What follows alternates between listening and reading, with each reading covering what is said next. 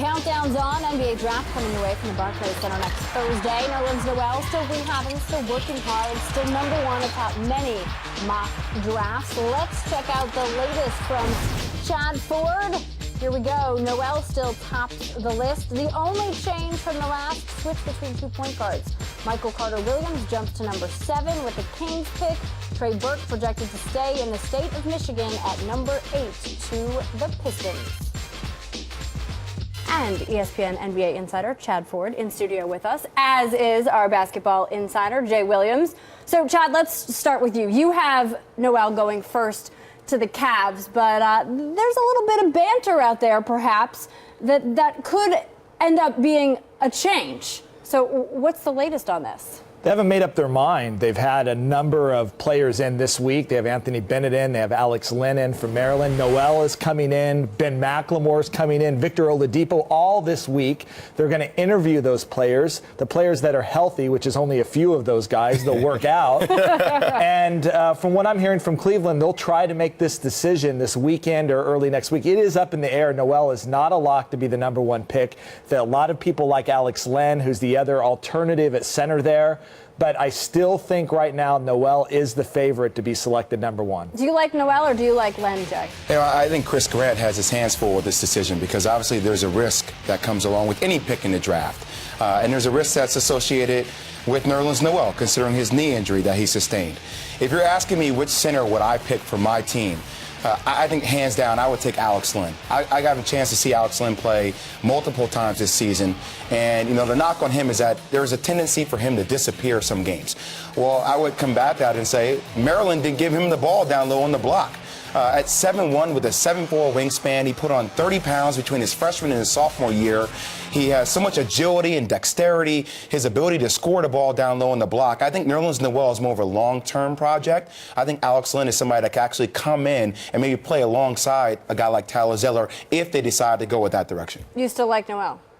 I still do, but I understand Jay's point, and I think Len is worthy of a #1 selection if that's the way the Cavs go. All right, Ben McLemore, as we just saw, losing ground a little bit here in your latest projections. How come?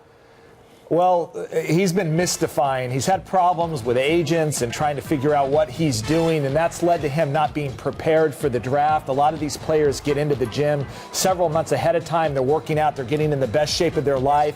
He has not been doing that. The reports that I've heard from the teams that he's worked out was that he's been out of shape, that he's been a little bit confused about the direction. And when you talk about a player who was criticized at Kansas because he was a bit passive and wasn't very aggressive, and then you have him coming into workouts and he's not sure what he's doing with his life, it scares teams a little bit. The talent, they absolutely love. The person, they like McLemore a lot as a person too. He's a young, humble, young adult, and they like him that way. But will he get his life together? He seems a little bit naive. Seems like he doesn't really understand what it's going to take to be an elite player in the NBA. Jay, how much of a concern is that? This is the hard part that I don't think everybody understands about the NBA, is that, you know, you have all these people that surround you while you're trying to make your decision. Who has your best interests at hand? And players have a tendency to associate those people who have their best interests with the guys who have been around the longest. There's a guy in particular, Chad, you know, who kind of inserted his way into Ben McLemore's life a little bit later.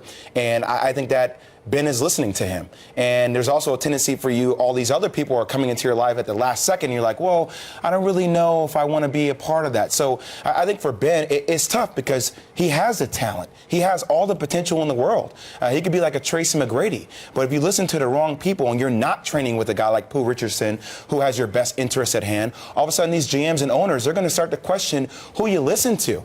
And as a player going into the league, I want to make sure that I'm listening to the coach or listening to the owner, not my manager or whatever his label might be. How much of a challenge is that for these kids, really, to try to figure out who to trust and who to follow in terms of these big decisions? Well, think about it. You're 17, 18 years old, and you just got done with a year of college, and all of a sudden you have so many people knocking on your door, accountants, financial advisors, agents, and listen, not all of them have taken the right road to get there, by the way. I mean, there's people being paid off in the process here, AAU coaches, family members, friends. So now all of a sudden you're hearing about all these different horror stories, and you're like, I don't really know who to trust because I don't know who really wants what's best for Ben.